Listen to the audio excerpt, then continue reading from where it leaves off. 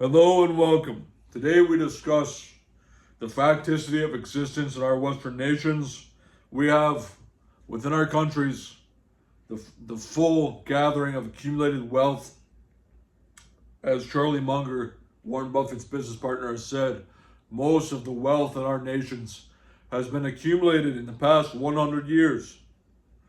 100 years of wealth accumulation where our governments have acted like gangsters on the international scene, trade gangsters, where every supply chain from all around the world terminates in America, in Canada, in Britain, in Western Europe, where we accumulate all the goods. I think the most striking thing from 100 years ago is that now everybody, whether they be rich or poor, owns a motor vehicle, a car, a family car. They own a telephone, they own a cell phone, they own a TV, they own whatever goods they can acquire, durable goods or books or furniture. We have certain technologies like televisions and cameras and smartphones and the equivalent of radio transmission over the internet. That is an unparalleled accumulation of wealth, technology for our people. We live in the largest republic. America is the largest political republic in the history of mankind. All of the wealth in the past 100 years has been created for or by Americans, especially since the end of World War II. You see a preponderance of strength developing in the Western nations. Our elites in our countries are bourgeoisie. This is a word that should be revived in the common parlance of of our discourse today. Bourgeoisie, business class. There are businessmen that run our countries. Our leaders of our governments, Mark Carney especially is my favorite example because I am in Canada. He's concerned, 90% of his time is concerned with making a trade deal with Donald Trump and the Americans, reviving something of free trade, even though the tariff wars have picked up. But Trump's only going to be in power for another 2 years, and Mark Carney will likely remain for those 2 years. So what is it that he seeks? He seeks after trade deals, lowering the tariffs, getting Canadians goods to be exported to America, and Canadian consumers to get better prices. The tax of tariffs is always levied on the final point of consumption, which is the consumer. But it's a remarkable thing in our countries that for over 150 years or 200 years, the price mechanism has acted to accumulate wealth to our countries. It truly has. The price mechanism.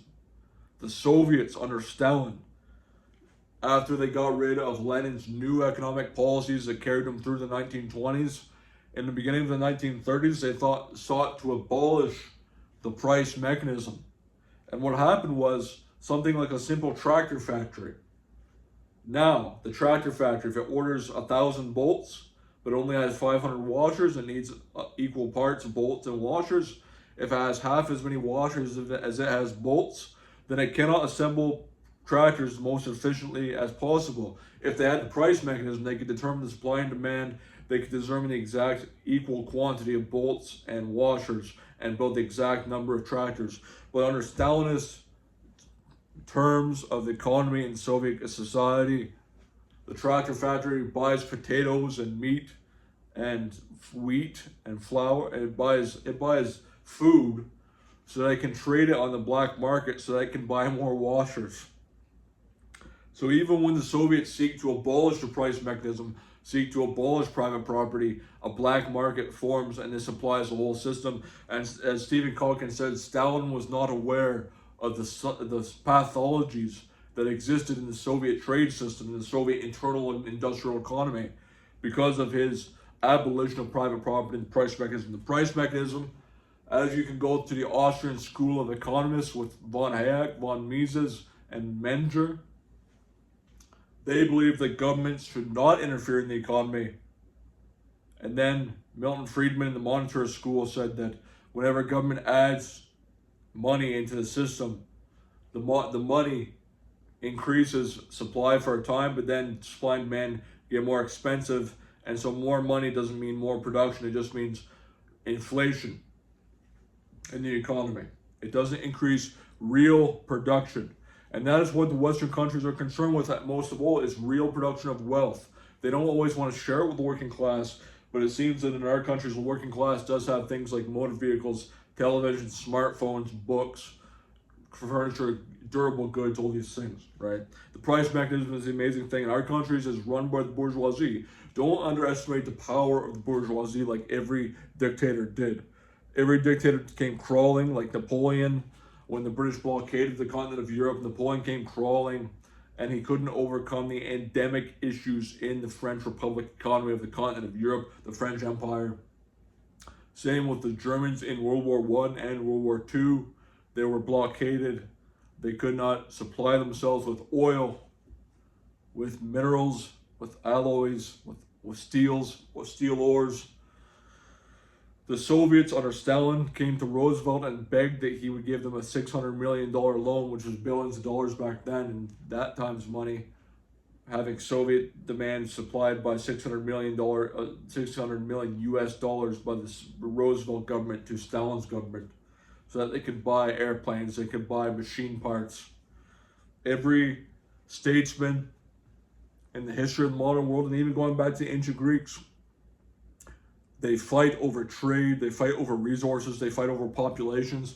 Less so populations, more so trade and resources. Although when the World War II was at its peak, they were fighting over populations as well as resources and economic goods. But we are run by the bourgeoisie, and the price mechanism has made us wealthier than any country before us. And all the supply chains come from all around the world: South America, East Asia, Central Europe, and they come into Western Europe, Britain, Canada, and America. It's as simple as that. All the supply chains terminate in our countries. We have the strongest consumer demand market, where the working class can buy goods. You can buy goods as a working man in our countries. You have you don't have access to the levers of power, but you do have freedom and volition to choose what economic determinants are in your life, what goods you acquire, what houses you acquire, even though things become more expensive. But we are run by the bourgeoisie class. They're always concerned with trade. I believe Mark Carney, with his trade deals he's trying to negotiate with the Americans, that 90% of his brain cycles of his time, of the time occupied by his thought, 90% of his brain cycles, as Elon Musk calls it, is dedicated to establishing trade with the Americans. So we have the price mechanism. You have private trade. You have a country based on the free market. And here's another point I'll add. As Rainer Ziedelman, the great scholar on Nazi Germany and the great businessman and capitalist advocate, he says that every country is not purely socialist, not purely government control, and they're not purely capitalist. The only purely socialist government is likely North Korea. Even China is a mixed system of state socialism, communism, and capitalism. Our country in America is not a pure free market. It's not a pure free market. As government intervention, this was the key argument down in the 20th century. How much role should government play in the country? And the Keynesian argument was brilliant in saying that the government should support aggregate demand. The government invests in society, invests where the private companies aren't investing, and increases aggregate demand in the country, increases wages of working people, and increases demand so that supply can rise, so that production of goods, supply, and demand, consumer market, they match, they go higher and higher. And this happens by government investments, by government outlays of money, the government taking money, redistributing it, reinvesting it, and increasing aggregate demand. And this can be done in a democracy. This can be done in the free democracy. This can be done. Now, the Austrian school said there should be very little government intervention. Private individuals should drive the economy. Milton Friedman said money increase into the country will only increase the money supply and will only lead to inflation. But the Keynesian school still remains one of the most powerful determiners of our policy in our country today, because the government does believe in direct investment, direct expenditures, fiscal expenditures on the budget of the nation, increasing investment, increasing aggregate demand, and so on and so on.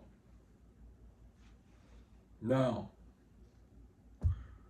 we live in a bourgeoisie country, and it's been concerned with wealth accumulation. I believe that every statesman is only really concerned with the economy. Even Adolf H. of the Third Reich was concerned with, scholars say he wasn't a modernist, but he was a modernist through and through. He believed that he wanted to capture populations, oils, minerals, foodstuffs, the breadbasket of the Ukraine, and he wanted to erect cities in Russia and Eastern Europe, and he wanted to control a Germanic empire that had a larger population, more cities built elsewhere in Eastern Europe as colonized cities. He wanted to have a modern Germanic empire that had full access to oil and ores and foodstuffs and larger population of Germanic peoples, and so on and so on. Hitler was concerned with modern economic theory, as it were. And he thought only in terms of imperialism and colonization and things like this, only he would colonize the East. The Soviets, too, were concerned with their output so they could build armaments to push communism across the continent of Europe, that the means of production would be in the hands of the state. But we have learned through time that the most efficient organizers in both efficiency, centralization of control, and distributed, subsidiarity control is found in the West, in the price system and the capitalist system, with government intervention to increase aggregate demand in the Keynesian style. All these layers are additive. The Keynesians, the Austrian school, the Chicago school of Milton Friedman, they're all additive layers onto our nation and development of wealth. The trade war will persist, but I suspect that the West will always get the best of the rest of the world. All the financial conglomerates, all the international financial institutions like the International Bank of Settlements, the IMF, International Monetary Fund, the European Central Bank, the Federal Reserve currency of the Americans, global reserve currency of the U.S. Fed itself, and the Federal Reserve currency, and the euro dollar, which is American dollars held in Europe, held across the oceans, American dollars held in banks across and not in America's shores, the euro dollar. All these financial institutions lead to an aggregation of both financial wealth and real domestic production. And that's the thing that the bankers have always tried to seize upon, that once their power is secure, they don't mind increasing real production to increase the living standard of the working class in our countries. But our living standard is almost in the history, from what we can buy, has never been higher, believe it or not. Even though things get more expensive, the real things that are valuable, like healthcare and housing and vehicles, get more expensive. Overall, from 100 years ago, we're doing pretty good. We would be the envy. The people who lived through the Great Depression, we would be the envy of them, seeing what wealth we have. I'm a man who's on disability, who has a $40,000 library, right? Never could this be heard of in any other country.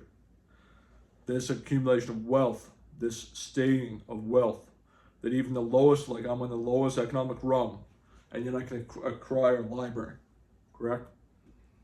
I'm being open about it because I think it's an amazing fact of our country that you can live on such a low wage and yet accumulate so much property to yourself.